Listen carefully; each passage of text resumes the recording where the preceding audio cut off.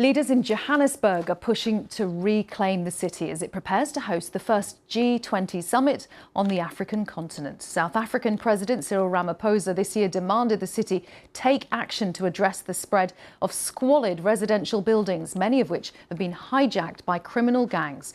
Despite the city's claims to be cracking down on crime, one former hijacker has told the BBC how gangs have bribed city officials and police to maintain their control of the blocks, as Ayana Charlie reports. Welcome to Vanincourt, a residential building in central Johannesburg. On paper, it is owned by the council. But illegal networks of so-called hijackers have sprung up, collecting rent in their place. So you charge people to live in this unit? No, there's another guy who collects that money. Another guy collects the money? It's hijacked this building. Its 300 or so residents are left to endure squalid conditions. The basement, once a car park, is down these stairs, but no one wants to take me. So this is the basement? Human waste is literally filling up the basement. You can even see old cars partly submerged in feces. So that's the smell. We use the smell. Earlier this year, South African President Cyril Ramaphosa addressed Johannesburg's readiness to host the G20.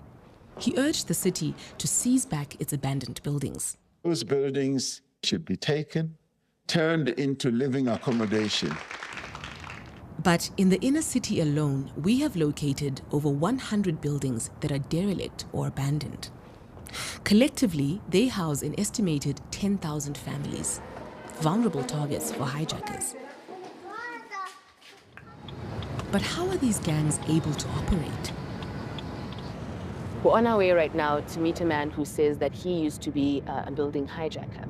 Now, this is the first time he's ever told his story, and he's agreed to speak with us on condition that we hide his identity. He tells me how he and his associates would avoid eviction. He's been voiced by an actor. Having a good relationship with city council and police is a matter of cash.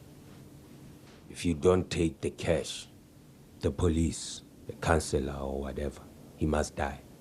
Some other time they can bring your kids back from school to your home. They can pick your kids up from school and bring them home and watch you in your eyes and tell you that, buddy, don't think this is the end. This is the start. You were involved in the drug trade. You were involved in hijacking buildings. You did cause misery to a lot of people. So how do you feel about that? It's a pain to me because some of the time I'm sleeping, I can see people. I see people. People died in these buildings. People went missing. I'm sorry for the wrong path in my life. He has since left criminality behind. The Johannesburg police did not respond to the ex-hijacker's allegations, but we put the claims of corruption and intimidation of officials to the city authority. In our investigation thus far, we have not had any physical reports or credible reports that seems to suggest that there might be any wrongdoing. In some of the buildings, some of the things that we see there are scary, to say the least. But we will intensify our operations. The authorities also tell us that there's limited budget for evictions.